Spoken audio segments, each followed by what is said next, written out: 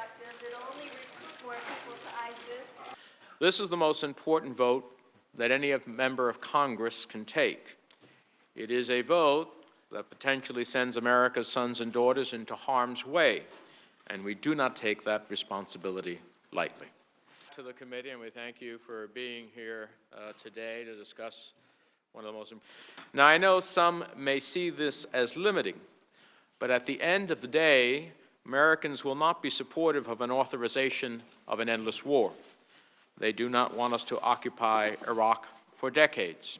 They do not want an ISIL recruitment AUMF, allowing ISIL to claim a jihad against Western crusaders that enhances their ability to recruit followers who want to fight Americans. It's always a policy question. Yeah, so but Congress always has the ability to cut off money.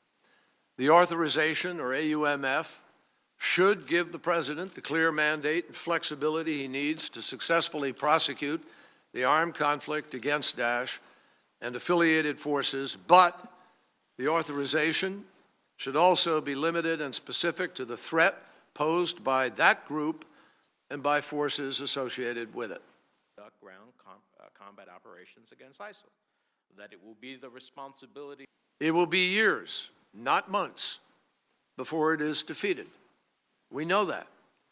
But our coalition is measurably already making a difference. Having made clear Congress was moving in that direction, guess what?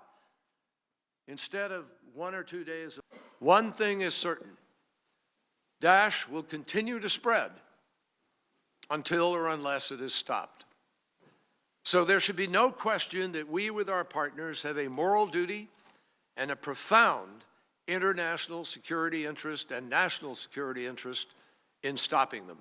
He sort of folded into al-Nusra, which is disturbing and something that... But after watching what has happened in the last 15 years and watching the gymnastics, the mental gymnastics that tries to use an authorization of force that was intended to be used against those who attacked us on 9/11 to say ISIS has anything to do with them, I think is an absurd notion and an argument for why we need to be very careful what authorization we give and very strict in what authority we give to the President.